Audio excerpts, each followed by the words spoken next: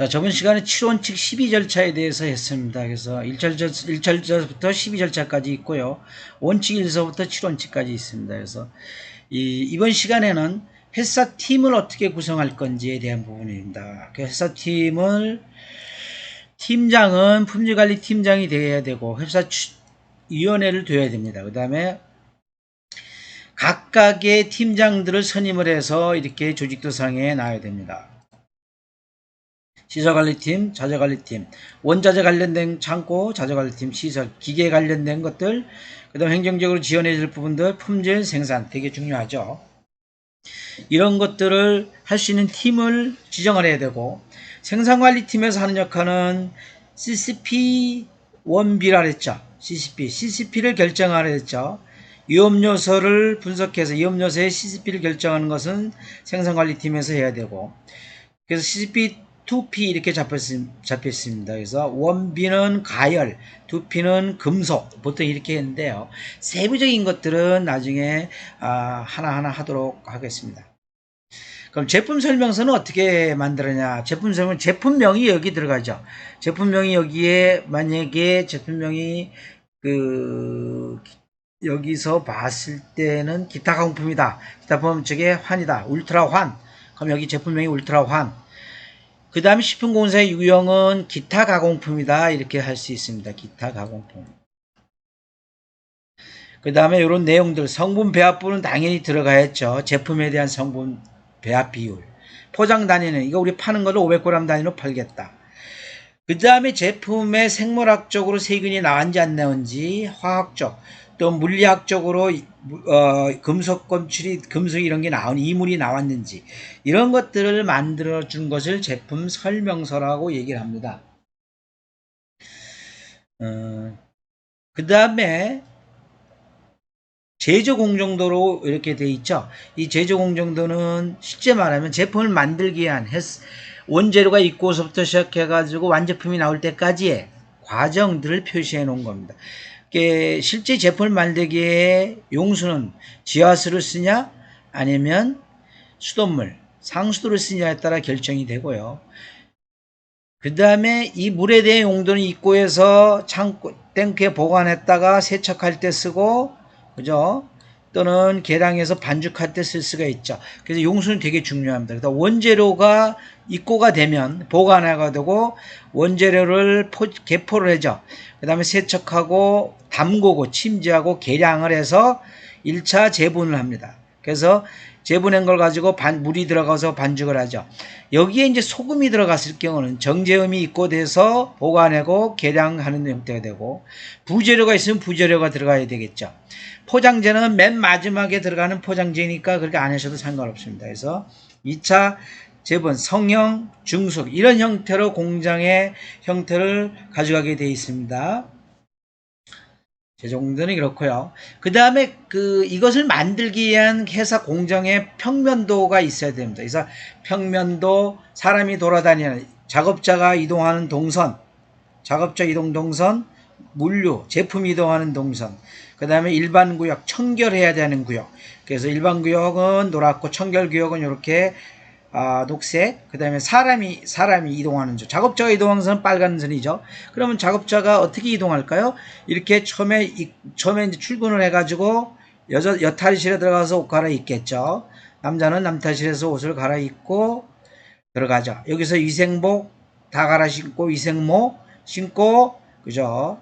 위생전실로 들어가서 손을 씻고, 위생실로 들어가서 손을 씻겠죠. 손을 씻고, 당연히 씻고 어떻게 해요? 신발도 신고 들어가죠. 그럼 전처리실에서는 하는 역할이 뭐냐? 작업하기 위해서 먼저 준비하는 쪽을 점처리실입니다. 요 평면도는 김치를 만드는 회사의 평면도입니다. 제가 예를 두세 가지를 이렇게 해서 넣었습니다. 김치를 만드는 회사 전처리실이죠. 만약에 냉장창고에 부재료가 있다면 부재료가 들어와야 되겠죠. 이렇게 부재료가 들어와야죠.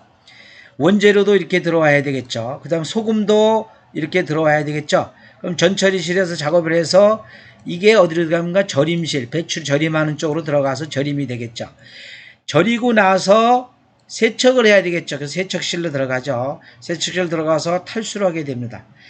김치에 물을 빼야 되겠죠. 물을 빼서 빼는데 양념 제조실이 있다면 양념제에서 양념했던 것이 어디로 가요?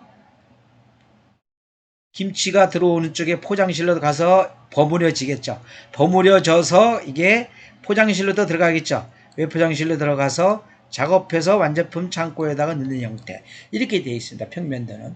햇삽은 사람과 물류가 이동하는 동선이 다릅니다. 물류가. 그래서 여기에 녹색으로 된 거는 물류가 들어가는 동선이라고 보시면 됩니다. 그 다음에 위생설비 배치도라고 있습니다. 위생설비 배치도. 이렇게 위생설비를 배치할 수가 있습니다. 손세척대, 포충 등 해충이나 이런 것들, 포충, 해충 트립, 쥐나 이런 것들을 투입할 수 있겠죠. 그죠? 그래서 포충등은 나방이라든가 이런 것들을 잡는 거 포충등을 이렇게 창고별로 하나씩 둬야 되겠죠. 전처리실 하나, 세척실 하나, 착즙실 하나, 배합실 하나, 외포장실 하나. 벌레가 들어가면 안 되겠죠. 작업하는데. 그래서 이렇게 둘 수가 있고. 그 다음에 포충, 해충 트립도 이렇게 둘 수가 있죠. 쥐라든가 이런 것들이 완제품 창고나 이런 것들 쪽으로 들어갈 수가 있겠죠. 쥐가. 이렇게 자재 보관하는 쪽, 이런 쪽에 들어갈 수 있기 때문에 해놓는 거죠. 이렇게 위생 설비를 배치할 수가 있습니다. 그 다음에 실제는 용수 배치도라는 얘기는 물이 들어오는 배치입니다. 용수 방향, 물이 들어가는 방향이죠. 그죠? 원무제로 창고, 농산물, 원무제로 육류치가 들어와도 물이 진행하는 방향은 이렇게 진행이 된다. 이렇게 진행이 된다. 조리 가공실에서도 물을 써야 되고 성형에서 물을 써야 되겠죠. 이런 용수 배치도도 이렇게 배치할 수가 있습니다. 자, 그 다음에 유해 요소 분석이라고 얘기를 했었죠. 저희들이 유해 요소 분석은 실제로 뭐라고 그랬죠? 유해 요소 분석은 여기 지금 나온 식품위생법 4조에 보면 건강기능식품에 관한 법률 제23조 이렇게 되어 있습니다. 건강기능식품의 판매 등의 금지 및 축산물 위생관리법에 대한 금지 규정에서 정하고 있는 뭐라고 했냐면 인체의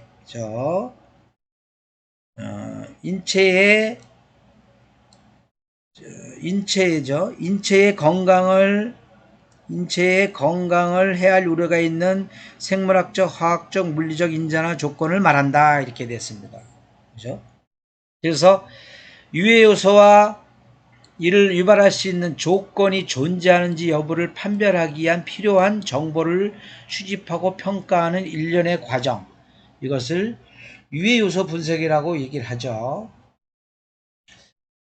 그래서 유해 요소 분석은 CCP를 결정하기 위한 단계다라고 보시면 돼요. 그래서 뭐예요? 잠재적 유해 요소에 대한 리스크를 평가한다.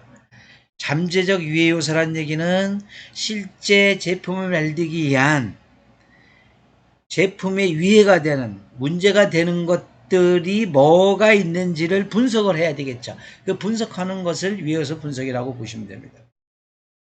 그래서 유해 요소 분석하는 방법은 뭐가 있더랬습니까? 생물학적, 그죠? 케미컬, 화학적, 피지컬, 물리적 세 가지 방법에 의해서 유해 요소를 분석합니다. 그래서 생물학적은 이런 대장균이 안 나와야 됩니다. 대장균, 황색포도균, 살모넬라, 바실로세우스, 리스테리아, 장추선 대장균, 진균.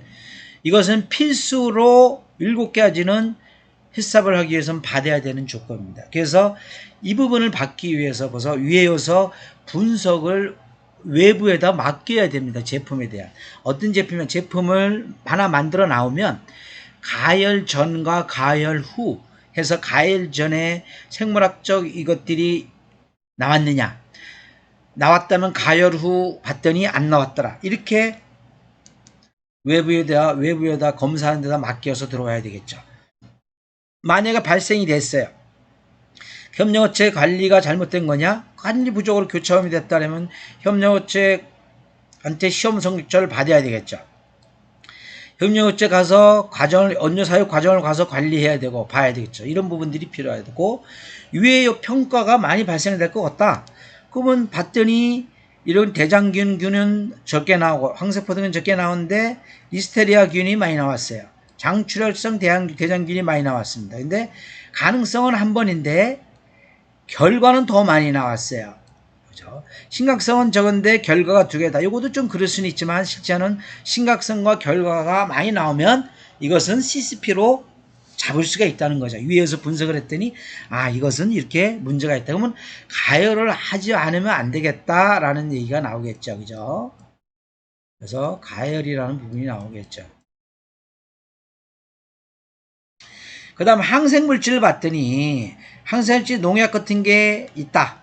근데 이거는 심각성이 심하지 않아요. 그러면 이것은 CCP로 잡을 필요가 없습니다. 그 다음에 밑에 물리적으로 봤더니 돌이나 모래 이런 것들이 많이 나오거든요.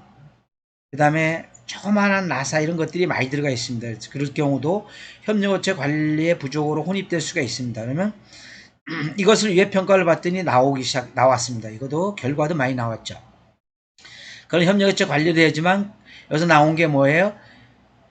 미생물과 물리적인 부분이 나왔죠. 이 두 가지를 가지고 CCP를 잡을 필요가 있다는 것입니다. 자, 그럼 CCP죠. 위의 요소를 분석해서 CCP라는 크리티컬 컨트롤 포인트라고 얘기를 합니다. 그렇죠? 햇삽을 적용했을 때 식품축산물의 유해 요소를 예방 제어하거나 허용 수준 이하로 감소시켜 나오죠. 축산물의 안전성을 확보할 수 있는 중요한 단계 과정 공정을 CCP 관점 결정이라고 얘기를 합니다. 크리티컬 컨트롤 포인트라고 그러죠. 컨트롤 포인트. 앞에 유해 요소 분석은 HA, 그죠? HA, 그죠? 해저드 애널리시스라고 얘기를 하고요. 그러면 중요 관리점을 결정하는 거는 이 확인된 유해 요소가 앞에서 우리가 여기서 유해 요소가 자 보세요. 유해 요소가 이렇게 B랑 P가 나왔을 때 이 유해 요소가 선행 요건이 있으면 잘 관리되고 있는가? 예. 이거 CCP가 아니죠. 잘 관리되고 있으면 그죠? 잘 관리되고 있다는 얘기는 결국은 CCP 중요 관리점 크리티컬 포인트를 잡을 필요가 없는 거죠. 관리가 안 돼야 되죠.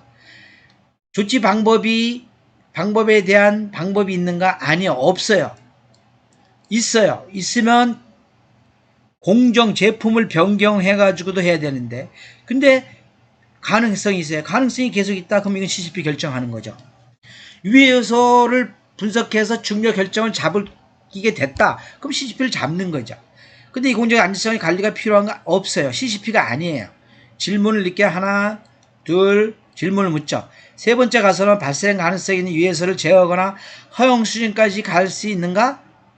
예 하면 CCP 하죠. 없으면 여기서 예 하면 CCP죠. 없으면 아니요. 질문 또 들어가겠죠. 확인된 유해 요소의 오염이 허용 수준을 초과하는가 또는 허용할 수 없는 수준으로 증가하는가? 예. 질문. 아니요. CCP가 아니죠. 계속 아니요. 아니죠. 그죠? 근데 아니요인데 CCP가 아니면 CCP가 아니죠. CCP가 되기 위한 결정을 해야 된다는 얘기죠. 그죠? 이거 이해되신지 모르겠습니다. 자, CCP가 결정이 됐으면 한계 기준을 설정을 해야 됩니다. 한계 기준. 한계 기준은 말 그대로 유해 요소 관리가 허용 범위 이내로 이루어지고 있는가를 판단하는 기준이나 기준치라고 합니다. 허용 범위 이내로 충분히 이루어지고 있는지 여부를 판단할 수 있는 기준이나 기준치를 말한다고 보시면 됩니다. 그래서 햇삽팀이 각 CCP에서 취해져야 할 관리에 대한 한계를 설정하는 것은 뭘 가지고 하느냐? 생물학적, 화학적, 물질 예설 예방 또는 제거 허용 가능한 안전 수준까지 감소시키는 최대치, 최소치를 말한다라고 되어 있습니다. 그럼 그 최대치, 최소치를 결정하는 게 뭐냐? 이런 온도, 수분, 산성도, 습도가 많으면 세균이 자랄 확률이 크죠. 온도도 벗어나면 온도가 너무 낮으면 가열이 안 됐기 때문에 세균이 자랄 수가 있겠죠. 그죠? 수분 활성도 같은 경우는 수분이 너무 많으면 어떻게 되겠어요? 세균이 자랄 수가 있겠죠. 그죠? 그 다음에 이물질이 나와요. 금속 검출기. 이런 것들도 중요 관리점 한계 기준을 설정할 수 있다는 것입니다. 자, 중요 관리점 한계 기준 설정하는 방법은 다음 시간에 하도록 하겠습니다.